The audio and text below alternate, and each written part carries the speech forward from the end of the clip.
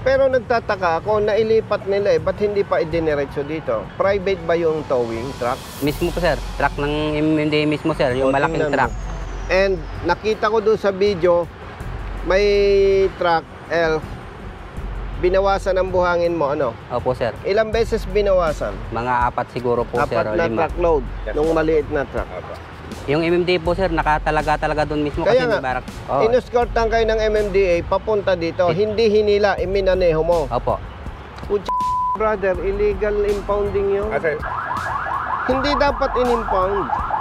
Kasi nung in-impound, nagawa na nila eh. Tinitikita ng paulit-ulit, obstruction. Talagang pasensya dito sa Pilipinas talaga. Tampalasan eh. Kawalang ya naman ng tao natin. Mali yun. Bakit? Yung kasalanan ni Pedro, kasalanan din ni Juan. Tapos yung kasalanan ni Alex, kasalanan din ni Juan. Walang ya naman. Huwag tayong ganun. Let's be professional, partner.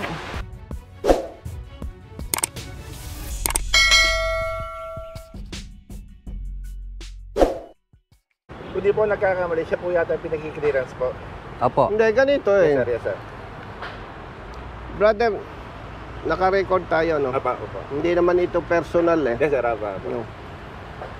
Ito, tumawag sa aking opisina. Yes po. Okay. Yes po. Kung yung report sa'yo ay kontra, Yes po. magsalita ka. Apa, apa. Tumawag ito sa aming opisina. Ang kanyang truck na may kargang buhangin, tumirik sa may nagtahan. Apa. Okay. Ang enforcer ninyo, kumuha ng towing truck. Okay po. No? Opo sir. Inilipat. Apa. Mga gaano kalayo? Pagbaba lang po sa stoplight doon sir, andun po may ano sila inilipat. doon. Okay po. And nakita ko doon sa video, may truck, ELF, binawasan ang buhangin mo, ano? Opo sir. Ilang beses binawasan? Mga 4 siguro po sir, Apat o na 5. truckload, Yes, nung po. maliit na truck. Apa. Then, kinabukasan, tama, Opo. may dumating kayong mekaniko. Opo sir. Nagawa ninyo. Opo. Okay. Binalikan kayo ng MMDA, tapos iniskortan papunta dito. Yung MMDA po sir, nakatalaga doon mismo. Kaya kasi nga, may barak. Oh. iniskortan kayo ng MMDA papunta dito, hindi hinila, iminaneho mo. Opo. Brother, illegal impounding yun. Sir, iano ko lang po yung report. Kasi po, hindi po nagkakamali, siya po yung pinag-clearance. Titingnan ko lang po sa ticket. Hindi, ang mali doon, Yes sir. hindi dapat in-impound. Kasi nung in-impound, nagawa na nila eh. Nagawa niyo na po. Opo sir. Oo. In-escort lang kami ng MMDA po sir, dito papunta rito. Saglit lang po sir. Makuha ko lang po yung report sir. Sige nga. Tampalasan eh. Binantayan naman pala eh. Ilang beses kang tinikitan nung una? Obstruction? Bari po sir, dapat 2 obstruction saka isang binawi po nilang isang obstruction. Tinitikitan ng paulit-ulit, obstruction. Binawi. Binawi po yung isa. Ilan ang natira sa'yo? 2 po. 2 ticket. Ano yan? araw? Hindi, same day. Same day. Alam mo, brother Jerry, dapat wala namang may gustong tumirik ang sasakyan eh. Ngayon, siyempre, sa ngalan ng public service, responsibilidad ng MMDA na i-clear. No. Eh, ang masama nito, hindi nila makayang hilahin, inilipat lang. No. Nilipat po sir. Pero nagtataka ako, nailipat nila ba't hindi pa idiniretso dito? Private ba yung towing truck? Mismo po sir, truck ng MMDA mismo sir, yung malaking tingnan truck. mo. Pinagtataka ko, bakit inilipat lang? Samantalang kung ginawa nila ang tamang trabaho, dinala dito, ay hindi tayo makikialam. Opo. Kasi Dahil tama yun eh. Pagka-impound. Opo. Ang problema, yung truck nila, inilipat lang, Brother Matt. Yes. No? Tapos, kinabukasan, nung nagawa na, Saka po, in-escort. ikinuman, imaneho mo. In-escort na siya. iniskortan ka papunta dito, Punta lang ano? dito po, sir. O di illegal impounding. Yung isa pang tanong doon, yung buhangin na kinuha sa kanya, saan na napunta? Yun nga. Doon po sir, dinala nila sa may ilalim po ng ano, doon daw sa may ano nila sa Menjola. Sa opisina doon, Oh, sa may Menjola po. ng MMDA. MMD, mayroong Ano yun, naandun lang po? Pero, brother, Opo. mali yun. Mali po yun. Produkto niya yun eh. nga sabi ko nga po sir, ba't ka ako binabawasan nyo kung ipapatowing nyo man lang? Kasi dapat ka ako, hindi nyo nababawasan yan. Dahilan po nila sir, mabigat daw. Kaya binawasan nila. Hindi Pero- naman po tinowing. Pero mali yun.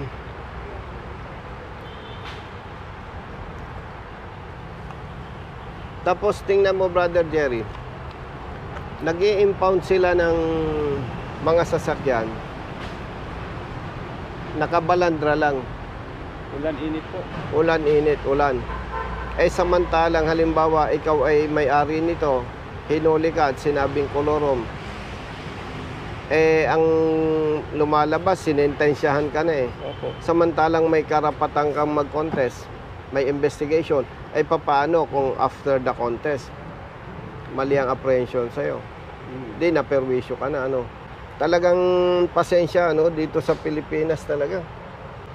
Parang wala yung public service eh. Malaki ang problema natin.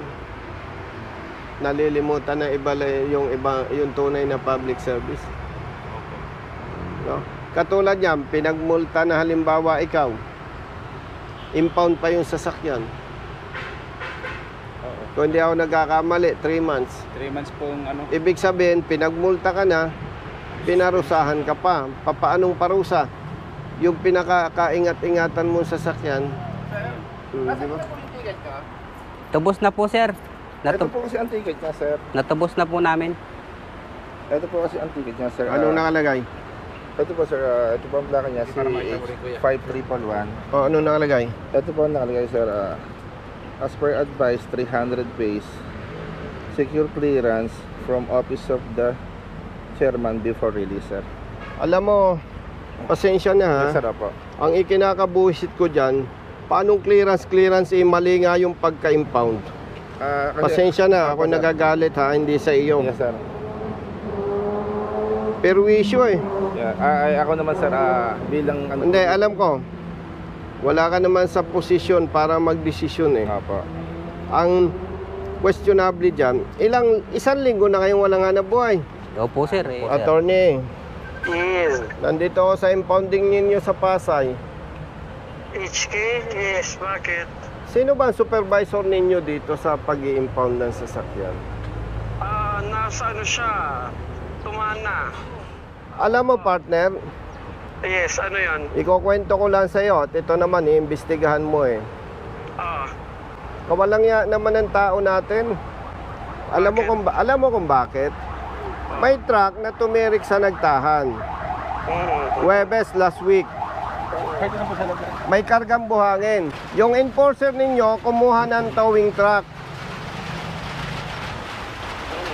Inilipat yung truck mga around 500 meters. Opo sir, mga ganun lang po. Okay. Tapos binawasan ng buhangin mga ilang elf, 4. Nasa 4 po. Okay. Then kinabukasan nung magawa na yung truck, inescortan itong driver, inimpound ang truck. Hindi hinila, minaneho ng driver. Ganito yan. Alam ko na yan. Yung taga-Nueva Ecija tatay. Oh, Marami na kasi kaming insidente na na yung mga buhangin nahuhulog, overweight. Tapos, ang problema dyan, ilang araw na, more than 24 hours, ang sabi, i-rescue, alam mo kung saan siya na malapit sa Malacanang. Kaya kami... kapatid. Oo. Kaya kami Kapatid. talaga, ang gusto ni Chairman, tinuruan ng leksyon yan. Paulit-ulit na lang yan. Bakit? Bakit paulit-ulit itong truck na ito? Marami yung mga insidente, Kapatid. may mga buhangin. Kapatid, hindi pwedeng ganun, yung paulit-ulit na lang. Bakit? Yung kasalanan ni Pedro, kasalanan ni Juan. Pangalawa, bakit inimpound? Eh, gawa na yung truck. Alam mo kapatid, abogado ka. Alam mo, yung pagpapatupad ng batas o anumang panguhuli na hindi alinsunod sa batas, may tuturing na pang-aabuso sa kapangyarihan yan. Paano to? Isang linggo walang hanap buhay. Ay kawawa naman ng mga tao sa ginagawa natin. Anyway, meron ka namang superior pero kawalang yan naman ito, brother. Kasi boss, ilang beses na yan, hindi lang yan ang unang pangyayari. Brother, yung sabi mong paulit-ulit, mali yun. Bakit? Yung kasalanan ni Pedro, kasalanan din ni Juan. Tapos yung kasalanan ni Alex, kasalanan din ni Juan. Walang yan naman. Huwag tayong ganun. Let's be professional, partner. So yung Oh. overload nila at pag No, no. walang mga balot na mga Brother, buhangin, hindi kami naglilinis, okay lang. brother, ang questionable dyan, yung implementation. O sige, stalled vehicle o ticket. Ilang beses tinikitan. Tapos, yung sinasabi mong kalat ng buhangin. Ibang kaso ito, stalled vehicle ito. Kaya nga namin binawasan ng buhangin para maalis namin kaagad. Yes, pero Kasi nakakaabala ng traffic more than 24 hours. Ang sabi ng may-ari, i-rescue. Okay. brother, excuse me. Yes. Sabihin mo kung mali ako. Obligasyon ng MMDA na i-remove yung stalled vehicle, di ba? Ang problema sa store vehicle na yan, overloaded. Okay. Tingnan mo. Lawyer ka naman. Di ba nagbawas kayo? Tapos nung nabawasan ninyo, nung kinabukasan na nagawa na yung truck, Ang abusado. kapatid, responsibility ninyong i-clear, itowing. Ituwing pero yung paglipat ng mga buhangin sa truck, maghanap kami ng truck para maalis lang yung overloaded na truck. Trabaho pa ba namin yan? Siya nag-aaral yan, siya kayo nalalaman. Hindi yun. Huwag nating ulit-ulitin yung salitang Malacanang kasi unang-una, wala naman truck driver or truck owner na gustong tumirik ang sasakyan. Yung tinis ng truck, nagkain nila, alam nila kung malaki ang karga nila, dapat ilitin. At siguro yung maayos yung sasakyan. At kung maayos naman yung may-ari niya, dapat pwede na siya pintuin ng time. Dapat rescue nila. Lunes papabalik-balik itong driver. Ang itinuturo, wala ka daw. Nasa Boracay. Ano ba yan? Ngayon na lang ako dumating, boss, kasi nakalima. Eh, ibig sabihin kapatid, pag wala yung... Nandun siya sa jail pa, kasi hindi lang naman ako. malakas ang ulan dito, no? Kaya medyo malakas ang salita ko. Pagtuturuan nyo yung tao nyo, ilang beses lang nangyari yan. Nung panahon pa ni Colonel Lipana. Pag wala siya, hindi na umusad ang opisina. Tapos ilang araw kang wala, officially. Hindi na makapag-clearance itong kawaawang truck driver. Ang sinasabi, wala ka, kaya hindi makapag-issue ng clearance. Kaya 1 week na, gustong mag-comply itong driver, bayad na sa multa, pero hindi makalabas ang clearance. Kailangan daw ikaw ang peperma. Kawawa naman yung mga malit na manggagawa katulad nito, isang hamak na truck driver lang. Oh, di gutom ang pamilya nito 1 week. Papuntahin mo po bukas alas 8 na. Hindi, ganito kapatid, naulan dito, no? Bibit-biting ko itong driver sa opisina mo. Kung wala ka, please advise your subordinate to issue clearance. Papunta ako dyan sa office. Saan dyan? Doon sa old building o sa bago? Sa Julia Vargas po. Pasuyo, brother. At talagang alam mo, kaya ako'y nainit ang ulo. May problema eh. Tayong mga nasa posisyon, wala namang problema kung maging stricto tayo eh. Pero wag naman ganun kasi ang dating harassment na sa parte ng truck driver at ng truck owner. Gusto mag-comply pero 1 week na pabalik-balik. Papunta na kami dyan from Pasay. Diretso kami dyan. Servicean ko na itong truck driver. Yes. Hello. Sumama ka sa amin. Opo, sir. Sir, bali ito po yung report ng ano. Ito po yung report. Ay, kopya.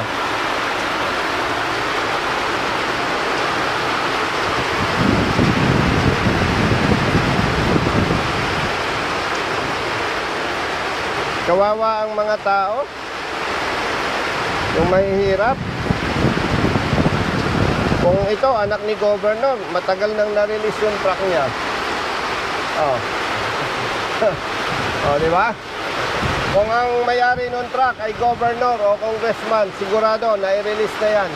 Yung araw din na yon.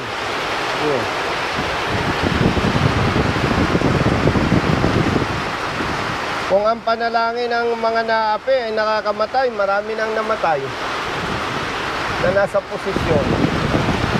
Grabe. Pang-abuso sa kapangyarihan yan eh.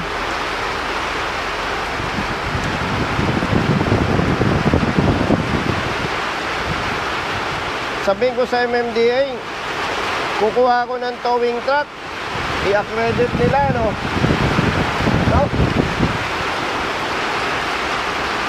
Di ba? Kukuha ko ng malaking truck. Hindi kaya kung di. Hindi nila kaya.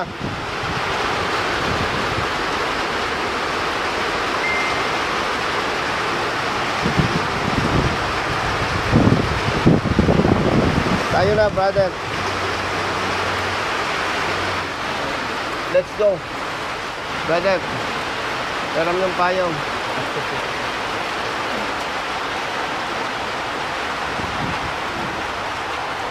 Ay, sa pagkawo. Guys, sukob na lang kami. Oo. Brother Matt. Brother, thank you ha. Welcome po, sir. Welcome po. Sensya na kung bakit mataas ang boses ko ha. Ito, sa inyo ito, mas malaki ito ko. Hindi, okay na. Sukob na kami.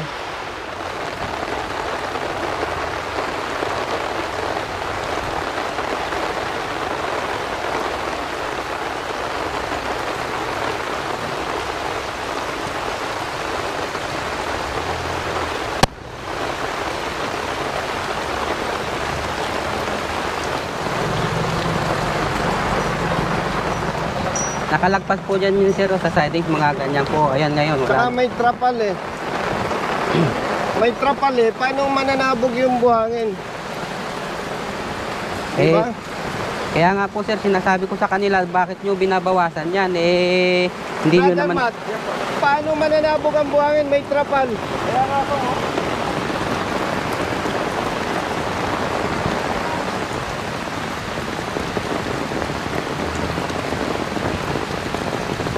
Saan ang probinsya mo, brother? Bakulod po sir. Bacolod. Opo sir. Awa-awa kayo. Eh, gutom na sir, pamilya sir. Eh, 1 linggo na ngayon sir eh. Ala namang kita po sir. Pasensya na kayo. Talagang ganyan eh. Opo nga sir, kaya po tumawag na po kami sa inyo sir para... Pasok, mauna ka. Brother, salamat sa payong, ha? Sir, pasalubog na ako sa kabila.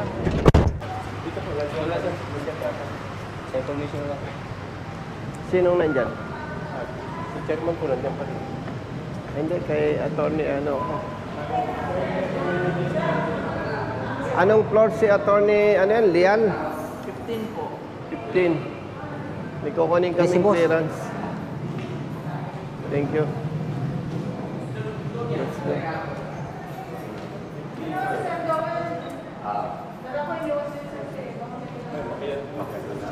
Hi, sir. Brother, 15 floor. Pagas pa yan. Thank you. Thank you.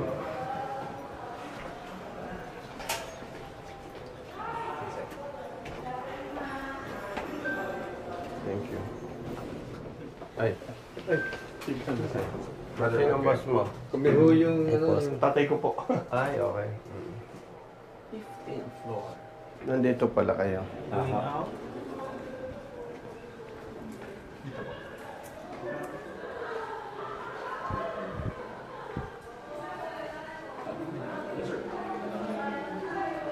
Good evening. May pinagbilin si attorney sa... Yung sa clearance. Ay, okay na, sir. Sinong next? Nalagyan na. Yan! Sinong next Ito na, in sir. line? Sinong next Okay na in? po ito? Opo, doon na po yan na. Sinong next in line kayo? Ay, secretary lang po, sir. Sino sa attorney Lian? Si Attorney Dayan po. Dayan. Yes po, head po siya ng Nasaan siya? deputation. Nakauwi na, sir. Pakisabi sa mga kasama nyo, hindi pwede yun. Ano po yun, sir? Malang yan naman, no? Yung public service, wala eh. Kinailangan ko pang makialam eh.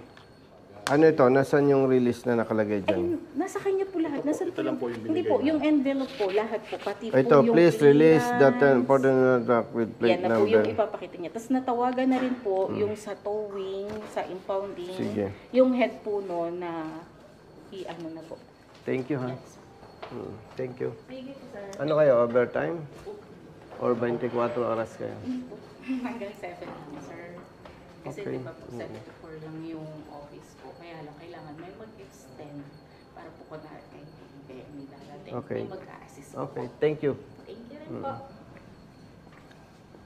Let's go. Nalaman darating yung binigay ng papel. Ba't ka pinababalik? Malis na daw si Atty. Tinabagan ko. Ayaw ko kami binyan, kanina pa ho kami rito. Kanina pa ho kami alas 10. Ayaw Kung nakakamatay ang panalangin, marami nang dito. Grabe ho. Pangatlong balik na ho namin. Friday nandito na ho kami. Monday nandito. Abuso yan eh. Alam mo bakit? Tumirik yung truck. No? Sabi, dapat daw, siguraduhin mong okay ang truck. Sino siraulong businessman at driver gusto na tumirik ang truck? Tama po. Pangalawa, hindi kaya nung towing truck nila. Ay, trabaho nila yun eh. Tapos, dapat daw, gawan nyo ng paraang ma-pull out. Magawa ho. Eh, di, mag-resign na sila sa trabaho. Di ba? Oo. Yes po. Alam mo, hindi naman ako nagyayabang ha, kung ako nasa posisyon. Hindi lalampas ng 3 months. Mariresolve ko yung problema. Kukuha ko ng tow truck, malaking truck. Di ba? Binawasan ng buhangin yung truck nyo dahil hindi raw kaya. Mali yun. Wala yun sa SOP.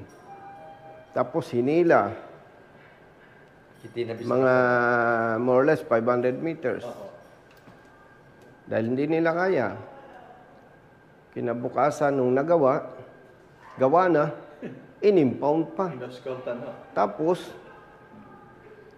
pabalik-balik yung driver nyo para sa sinasabing clearance, wala daw yung peperma. Wala kang pipirma. Yun yung mali eh. Dapat pag ikaw ang boss, pag umalis ka, bigyan mo ng authority kahit yung janitor mo. Big bang sabihin, pag wala ka, hindi nagagalaw opisina mo. Walang public service doon.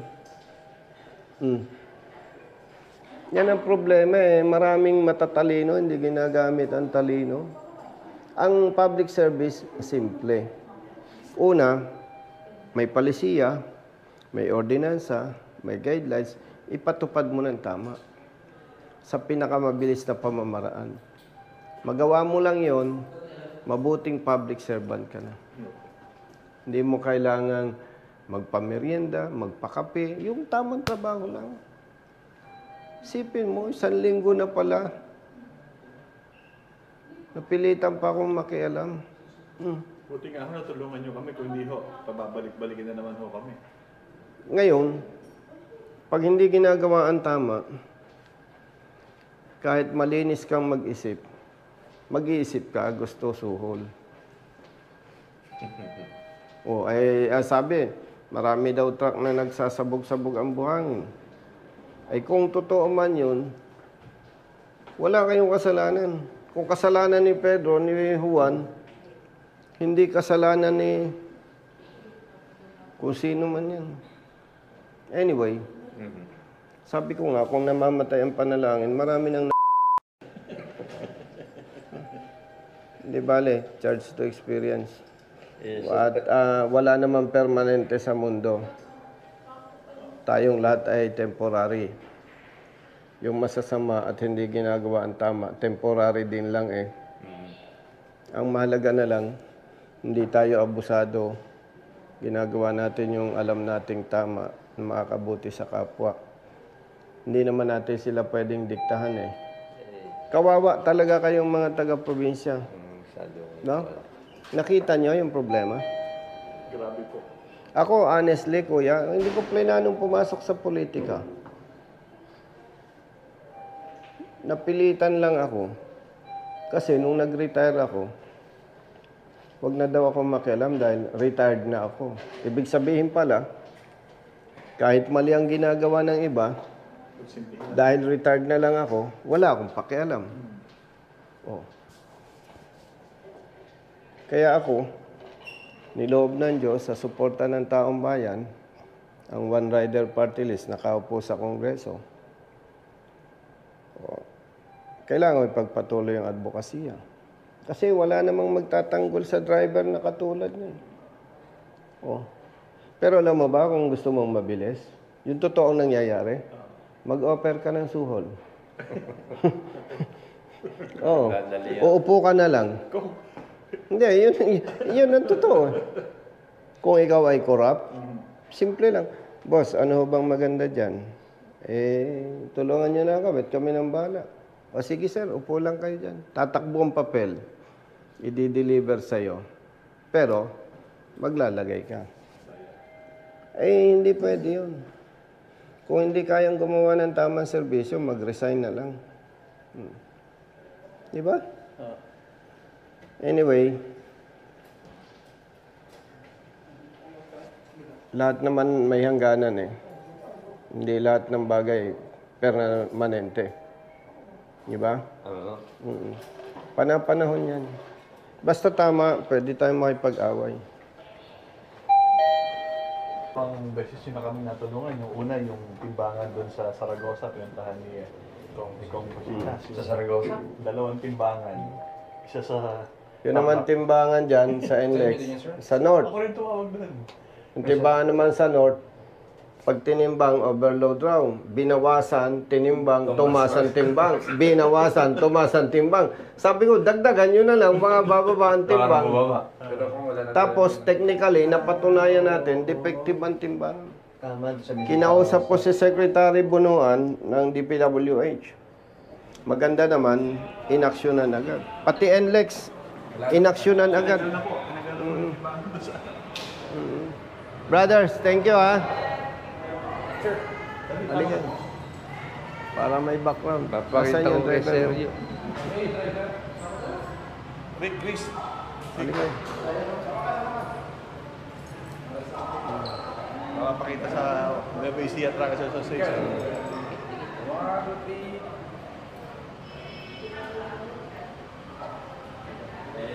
Itong ano natin ha, sabihin nyo sa mga tropang negosyante. Pag may problema, huwag mag-o-offer ng suhol, patigasan.